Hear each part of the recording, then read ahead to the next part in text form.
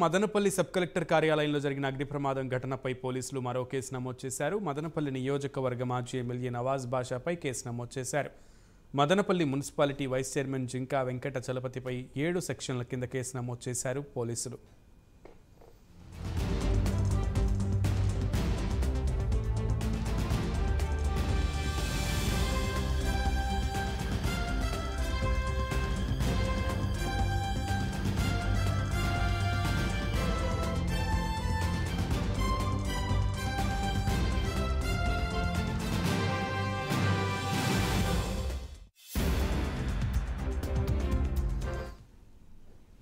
Madanapalle sub collector కార్యాలయంలో జరిగిన అగ్ని ప్రమాదం ఘటనపై పోలీసులు మరో కేసు నమోదు చేశారు. మదనపల్లి నియోజకవర్గ మాజీ ఎమ్మెల్యే నవాజ్ బాషాపై కేసు నమోదు చేశారు.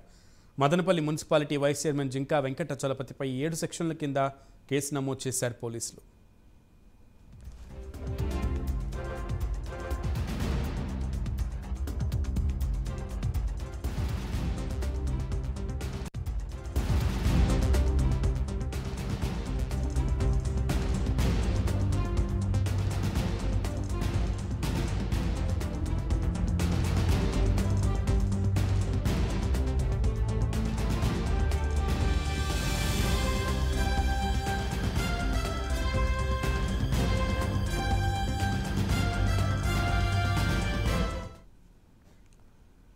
Madanapalle municipality vice chairman Venkata చలపతిపై 7 సెక్షన్ల కింద కేసు నమోదు చేశారు. దీనికి సంబంధించి పూర్తి సమాచారం మా ప్రతినిధి హరిబాబు అందిస్తారు. హరిబాబు, మదనపల్లి సబ్ కలెక్టర్ ఆఫీస్లో జరిగినటువంటి అగ్ని ప్రమాదానికి సంబంధించి చాలా వేగంగా పావులు కదుపుతున్నటువంటి పరిస్థితి కనబడుతోంది. పోలీసులు ముఖ్యంగా వైసీపీ పార్టీకి సంబంధించినటువంటి ముఖ్య నేతలు ఇందులో ప్రమేయం ఉన్నట్లుగా పోలీసులు తెలుస్తోంది.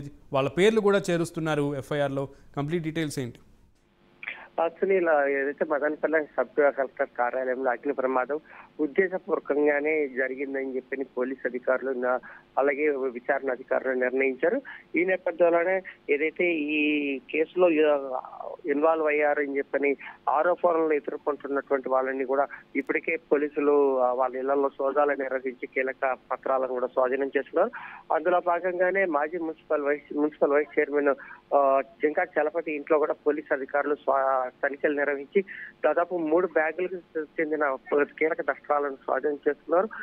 మొత్తంగా 22A కింద ఉన్న భూములని ఆ జాబితా నుంచి తొలగించి వాటిని తమ కుటుంబ సభ్యుల పేరుతోటి వాళ్ళు నమోదు చేయించుకొని ఆ తర్వాత వాటిని వేరే వాళ్ళకి విక్రయించే ప్రయత్నం చేసినట్టు కూడా ఆధారాలతోటి బయటపడడంతో అధికారులు కూడా ఏదైతే జింకా చలపతిని ప్రస్తుతం అదుపులోకి తీసుకుని విచారించిన తర్వాత ఇప్పుడు 7 సెక్షన్ల కింద నాన్ అవైలబుల్ వారెంట్ సెక్షన్ల కింద అతని మీద కేసులు నమోదు చేసి అదుపులోకి తీసుకున్నారు. దీనికి సంబంధించి ఈ రోజు కోర్టులో అతన్ని ప్రవేశపెట్టి రేపు రిమాండ్ కి తరలించే అవకాశం ఉంది. Right Haribabu, thank you.